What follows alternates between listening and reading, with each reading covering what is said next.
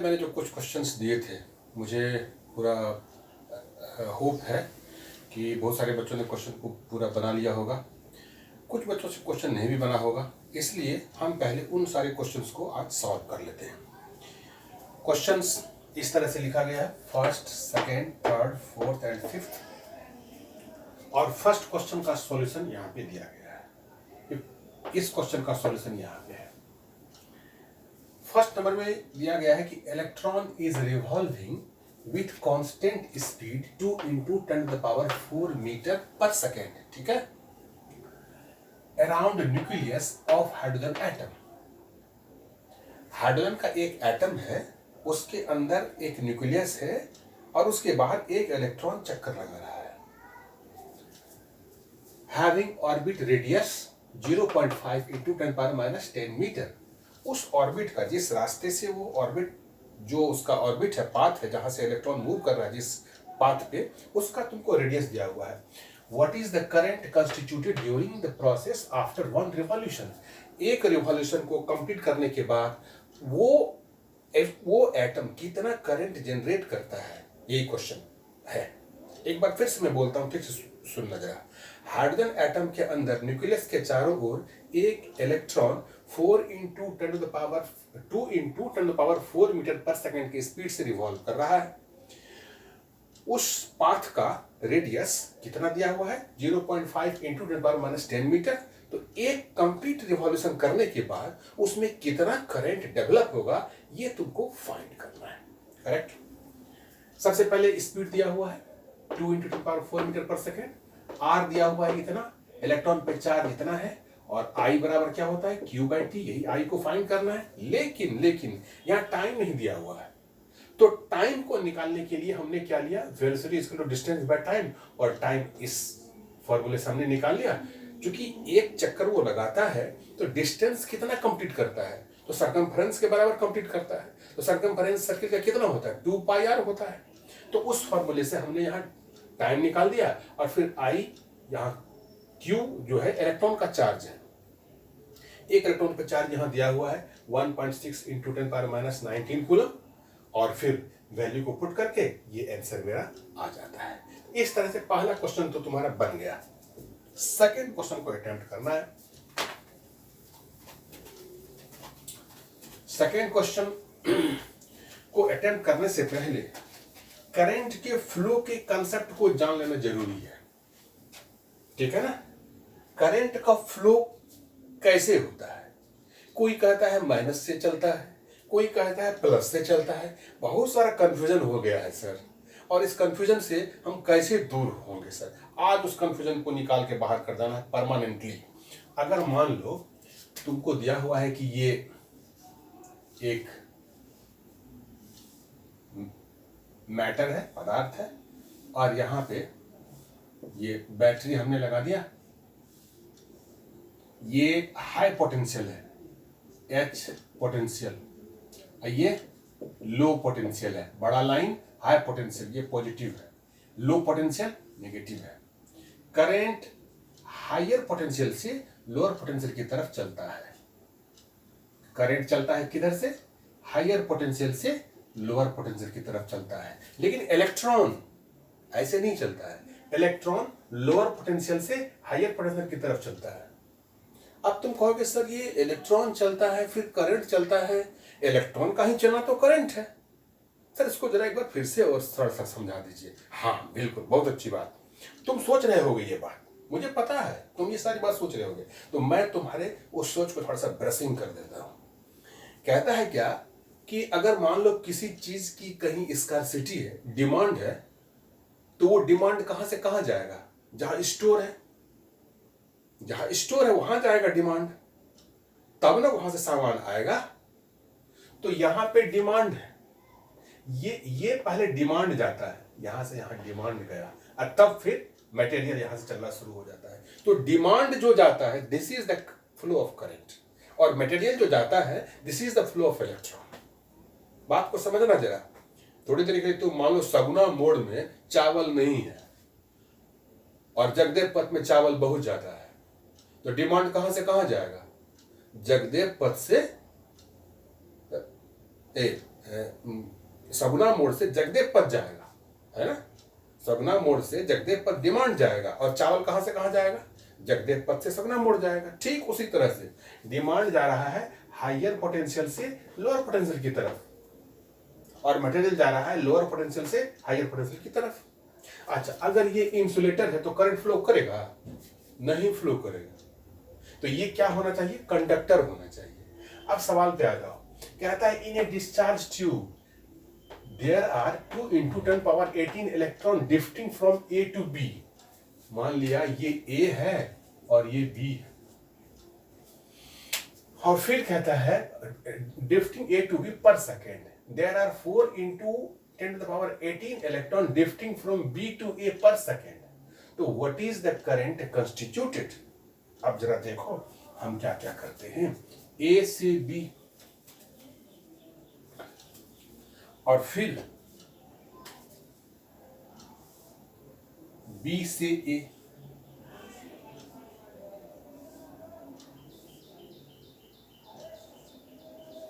ऐसे और ऐसे। तो ए से बी कितना इलेक्ट्रॉन जा रहा है, 2 × 10⁻18, 2 × 10⁻18 इलेक्ट्रॉन। और बी से जो जा रहा है 4 × 10⁻18, 4 × 10⁻18। ये क्या जा रहा है, इलेक्ट्रॉन जा रहा है, पर सेकेंड जा रहा है इलेक्ट्रॉन। ये क्या है, इलेक्ट्रॉन। तो 1 सेकेंड के लिए जा रहा है।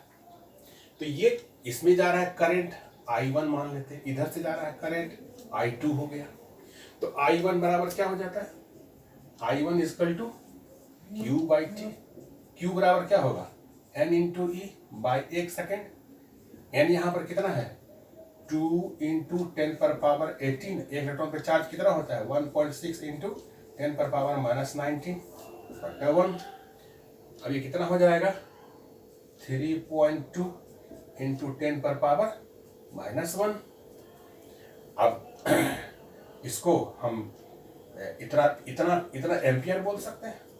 I2 फिर कितना हो जाएगा, Q/T।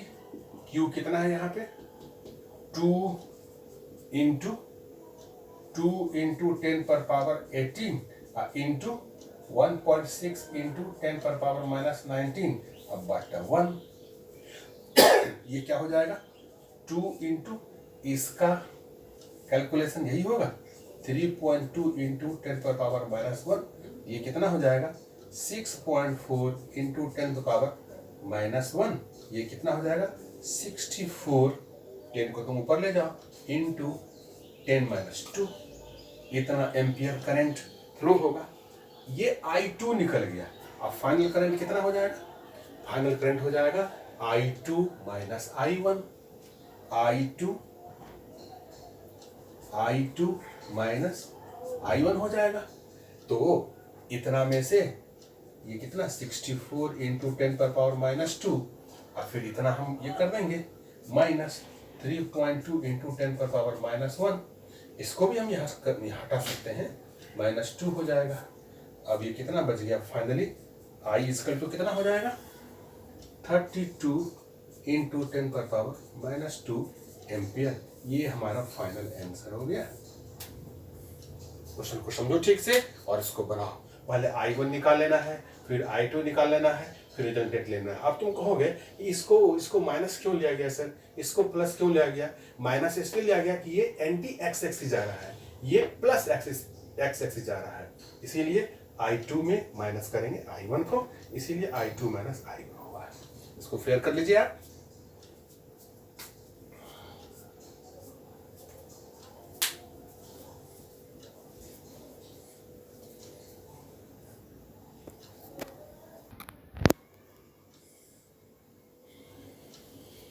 क्वेश्चन नंबर 3 क्या है? The earth is receiving 1800 ampere current. How much time will it take to neutralise the earth surface given that surface charge density of earth is 4 × 10⁻⁴ coulomb पर मीटर स्क्वायर और r earth का radius तुमको दिया हुआ है। सवाल को फिर से समझो। कहता है ये अर्थ के सरफेस पे, सवाल हार्ड नहीं है, ठीक है। अर्थ के सरफेस पे 1800 एम्पियर करंट दिया जाता है, क्लियर। कहता है उस करंट को न्यूट्रलाइज करने में कितना टाइम लगेगा। अगर सरफेस चार्ज डेंसिटी का वैल्यू 4 × 10⁻⁴ कूलम पर मीटर स्क्वायर दिया हुआ और रेडियस इतना दिया हुआ है, तो हम सबसे पहले क्या, हमको क्या क्या दिया हुआ है डाटा पर ये क्लियर कर लेंगे। सबसे पहले क्या दिया हुआ है, I = 1800 एम्पियर। तो I बराबर क्या होता है, Q/T, यही T हमको निकालना है, टाइम। और यहाँ तो चार्ज भी पता नहीं है, लेकिन चार्ज निकालने का रास्ता है यहाँ पे। चार्ज डेंसिटी का सिंबल होता है सिग्मा। सिग्मा = क्या होता है, charge by volume, charge by area लिखो, वो उसका सरफेस पे दिया गया है। तो लिखेंगे सिग्मा क्या है, चार्ज डेंसिटी है, = Q/A। और तो Q बराबर क्या हो जाएगा, Q = सिग्मा × A। तो Q बराबर क्या हो जाएगा, सिग्मा कितना दिया हुआ है, 4 × 10⁻⁴। और एरिया, तुम सोच रहा होगा कि सर अर्थ तो पूरा गोल है, उसका एरिया कैसे निकालेंगे। हाँ, एरिया का भी फॉर्मूला होता है। कोई स्फीयर अगर हो, उसके सरफेस का एरिया क्या होगा, 4πr²। तो हम उस फॉर्मूले को यहाँ पे यूज कर लेंगे। क्या हो जाएगा, 4πr²। अब इसको सिंप्लीफाई करो, यहाँ तुम 16 कर दो, 16 × 10⁻⁴ × 3.14, और r कितना है, 6.4 × 10⁻⁶ का होल स्क्वायर। ये हमारा Q निकल गया।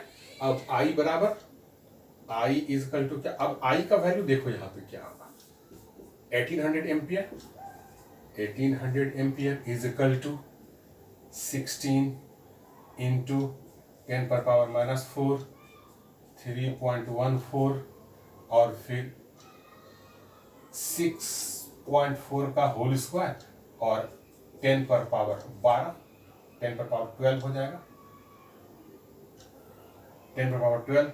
अब तुम इसको क्या करो, 1800, अब यहाँ क्या है, 16 × 3.14 और 6.4 × 6.4 और फिर 10⁻8 हो जाएगा। यहाँ माइनस हटा देंगे।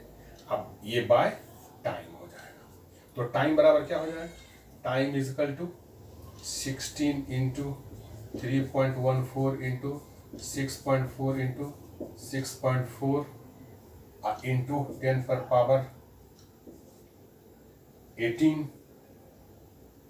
10⁻18, 10⁸ डिवाइडेड बाय 1800। तुम 2 जीरो को हटा सकते हो, पहले तुम यहां तक फेयर कर लो।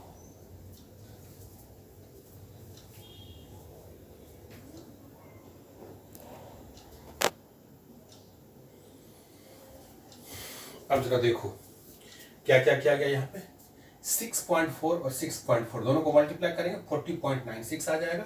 16 × 3.14 मल्टीप्लाई करेंगे 49.6 होगा, और फिर इसको मल्टीप्लाई करेंगे तो 2031.6 बाय 18 आएगा, और फिर यहाँ पर 10⁻6 कर देंगे। अब जब इसमें इस पूरे नंबर में 18 से डिवाइड करेंगे तो इतना रिजल्ट आएगा, और लास्ट में मेरा इतना सेकंड आ जाएगा। तो टाइम बराबर इतना सेकंड, यानी इतने सेकंड के बाद 1800 एम्पियर करंट को हम न्यूट्रलाइज कर सकते हैं। ये सवाल हो गया। उसके बाद 4th नंबर क्वेश्चन है। 4th क्वेश्चन क्या कह रहा है, इसको पहले फेयर कर लेना है सबको। 4th नंबर क्वेश्चन क्या कह रहा है कि एक कूलम चार्ज को डेवलप करने के लिए कितने इलेक्ट्रॉन की रिक्वायरमेंट होगी। एक कूलम चार्ज को डेवलप करने के लिए कितने इलेक्ट्रॉन्स की जरूरत पड़ेगी हमें। How many electrons developed 1 coulomb of charge, कितने नंबर ऑफ इलेक्ट्रॉन एक कूलम चार्ज को डेवलप कर सकते हैं। तो सीधा हम चलेंगे कहां, Q = Ne के पास चलते हैं। Q = Ne के पास और बुलाते हैं उनको। Q = N × E। चार्ज कितना दिया हुआ है, 1 कूलम दिया हुआ है।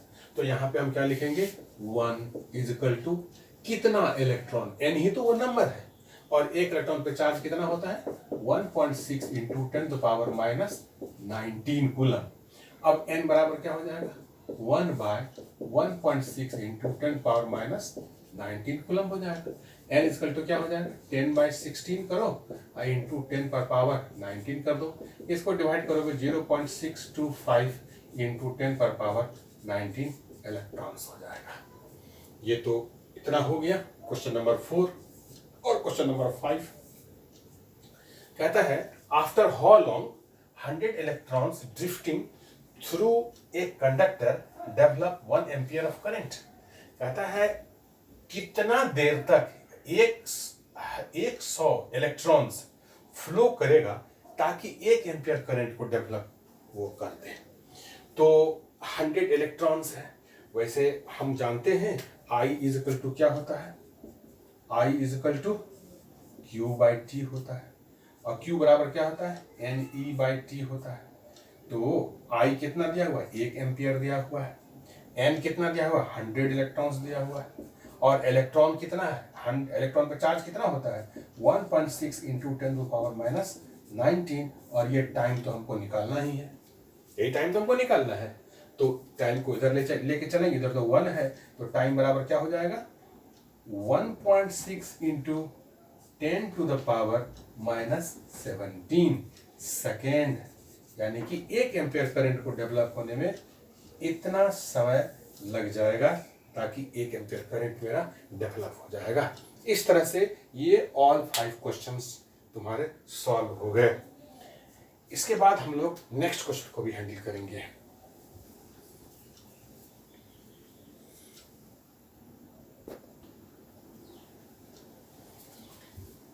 यहां पे हमने 2 क्वेश्चन को लिखा हुआ है। फर्स्ट क्वेश्चन है if distance between charge particle is doubled then find the effect on force. Second क्या है if magnitude of charge is doubled then find the effect on force. Question को समझ गया ठीक से। फॉर्मूला कौन सा यूज करेंगे हम जानते हैं फर्स्ट क्वेश्चन नंबर फर्स्ट, इसको डील करने जा रहे हैं।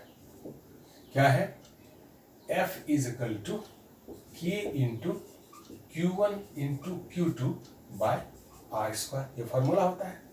अब कह रहा है कि डिस्टेंस को डबल कर दिया गया, यानी कि R जो है वो 2R हो गया, तो R का वैल्यू अब क्या रखेंगे 2R रखेंगे। तो F is equal to K Q1 into Q2 by 2R यानी 4R², 4R² हो गया, यानी कि 1/4 into K Q1 into Q2 by R², यानी कि F is equal to 1/4 into F, यानी कि F/4, यानी कि अब जो हो जाएगा F/4 हो जाएगा। फोर्स कितना हो जाएगा 1/4 हो जाएगा, घट जाएगा। अगर इस डिस्टेंस 2 पार्टिकल है, यहां है और यहां है, इसके बीच फोर्स F लग रहा है। अब इस लेंथ को डबल कर दिया, यानी कि यहां कर दिया और यहां कर दिया, अब ये डबल हो गया। अब ये फोर्स F/4 हो गया, यानी कि डिस्टेंस को अगर हम डबल कर देते हैं तो फोर्स 1/4 हो जाता है। अब कह रहा है क्या कि दूसरा क्वेश्चन में क्या कह रहा है, सेकंड क्वेश्चन में कहता है if magnitude of charge is doubled, अगर चार्ज के मैग्नीट्यूड को हम डबल कर दें, पहले Q था तो अब 2Q कर देंगे, तो क्या हो जाएगा।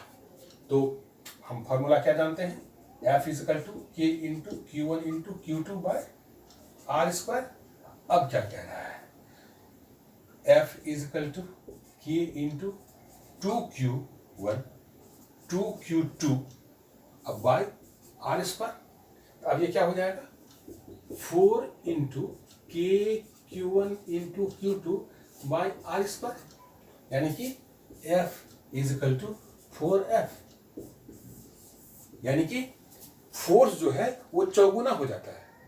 दोनों चार्ज को अगर हम डबल कर दें, Q1 और Q2 दोनों को हमने डबल कर दिया, तो जब हम दोनों को डबल कर देंगे तो फोर्स क्या हो जाएगा चौगुना हो जाएगा। और ठीक दूसरी ओर अगर लेंथ को हम बढ़ा दें तो फोर्स घट जाता है। क्यों? इसलिए कि वो इनवर्सली प्रोपोर्शनल होता है। ठीक है, तुम सोच रहे हो कि किस केस में फोर्स कमता है, किस केस में फोर्स बढ़ता है, सही सोच रहे हो। इसलिए यहां हम देख रहे हैं कि जब डिस्टेंस को बढ़ा दिया जाता है तो फोर्स घट जाता है, और जब चार्ज के मैग्नीट्यूड को बढ़ा दिया जाता है तो फोर्स बढ़ जाता है। थैंक यू डियर स्टूडेंट्स, आज की पढ़ाई यहीं तक।